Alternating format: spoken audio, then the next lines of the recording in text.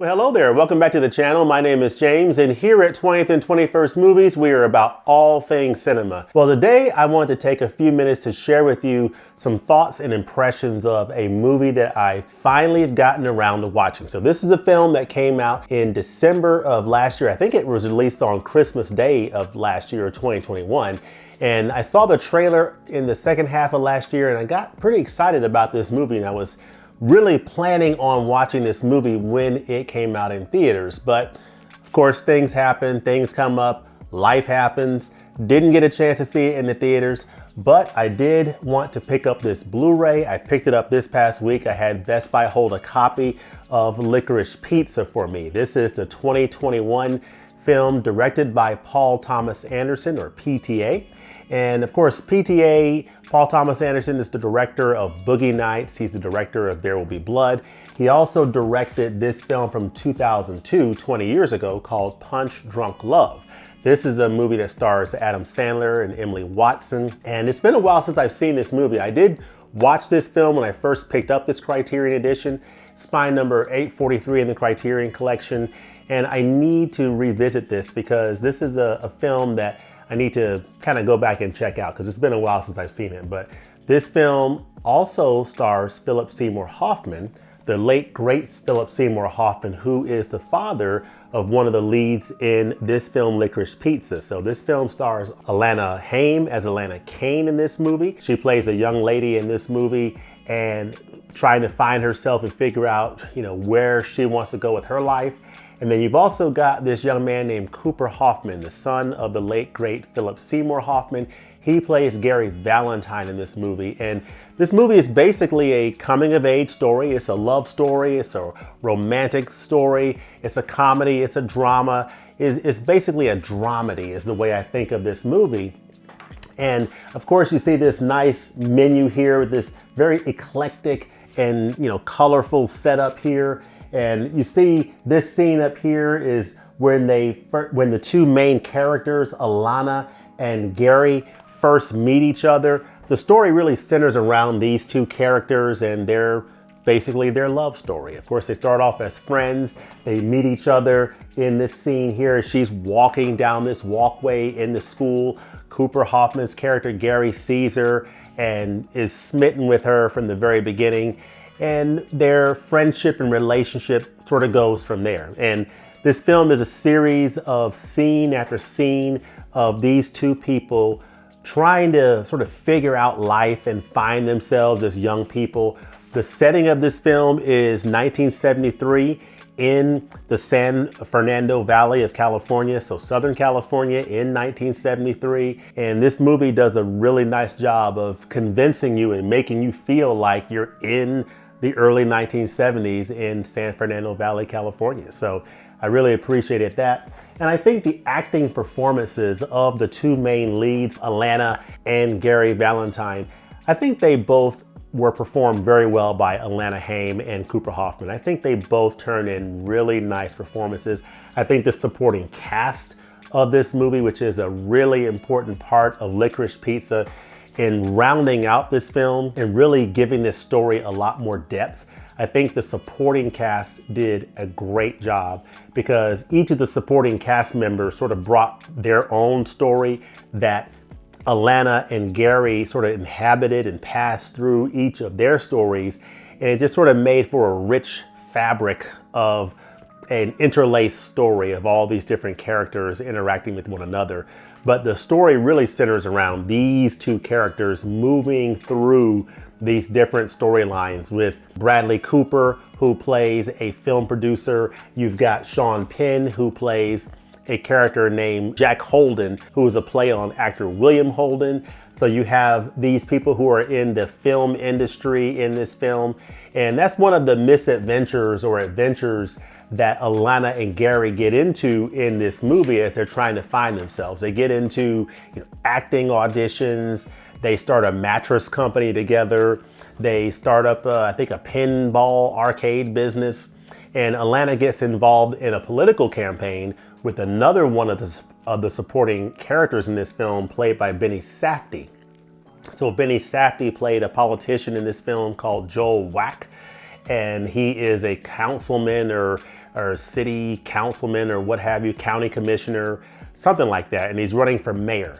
And so her character volunteers for his campaign and works for him. And that's one of the storylines in this movie. So there's so many different interlaced storylines that these characters are navigating through as they, navigate through their lives in Southern California in 1973.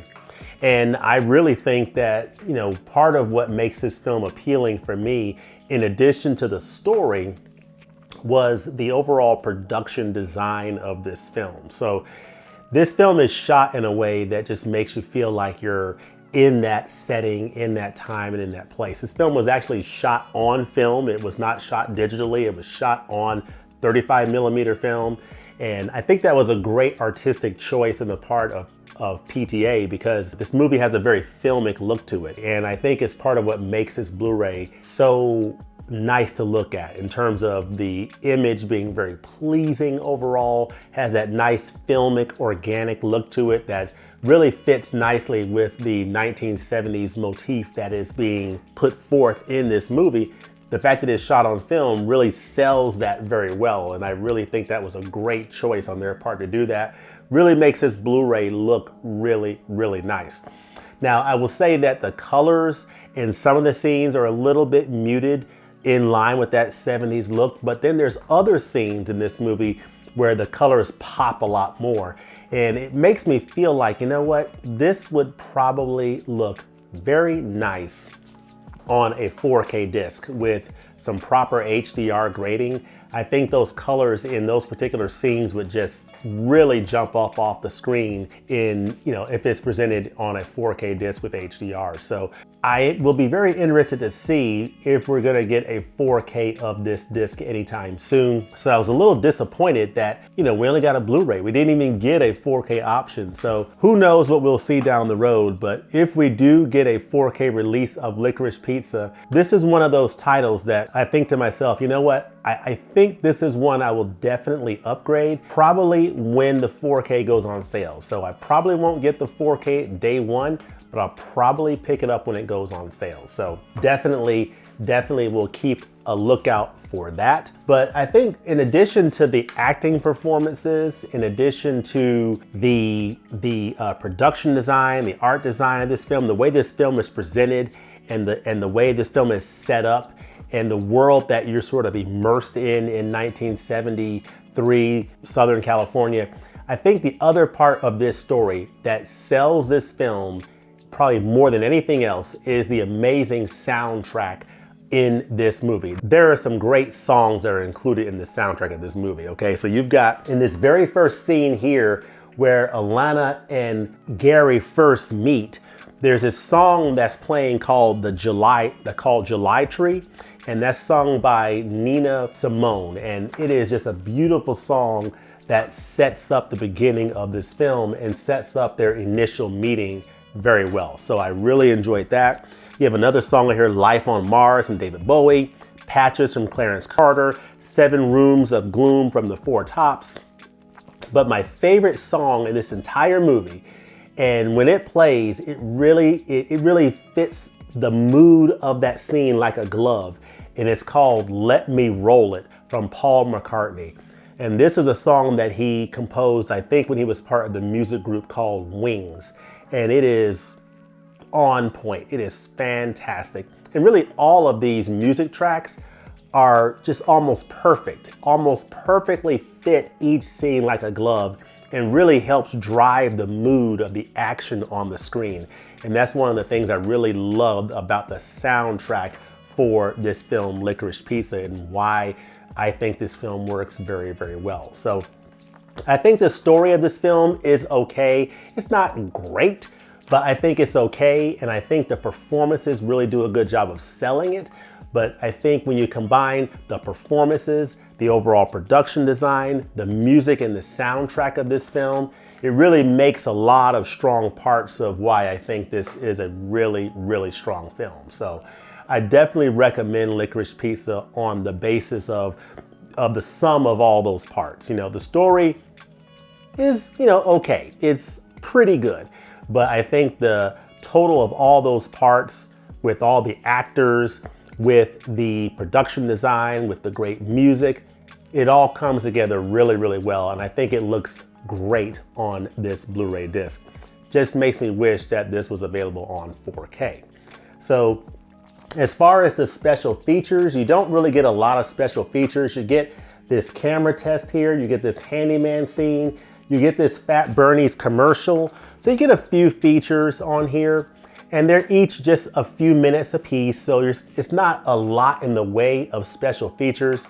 It's pretty much close to being a bare bones disc. So you get the movie, great presentation on this disc, and you get a few special features, and that's pretty much it. Now, on the inside here, you'll see there's a sticker on here that says there's a limited edition poster. So I will show you that here. This is the slipcase. On the inside here, you have this poster, which I will show you now, which basically is a poster of the movie. This standard poster of Licorice Pizza that you've probably seen. And then here you get some pictures from the production, which is really nice. But yeah, it's a little mini poster that's included in the disc case, which I think is great. You get a DVD in here, which is nice, along with the Blu-ray. And then there's a reversible cover that you can flip if you want to show that. I actually prefer this display, but you get a reversible option. So I think that's nice. So overall, I think this package is pretty good. I think the movie is solid. It's a movie that I'm definitely going to enjoy rewatching over the years and enjoy it more over time. And overall, I think it makes for a definitely recommended film if you want to give this film a watch. So if you're a fan of Paul Thomas Anderson, you will probably enjoy this film. So it definitely comes recommended. But let me know in the comments below if you've seen Licorice Pizza. If you have seen it, what do you think about it?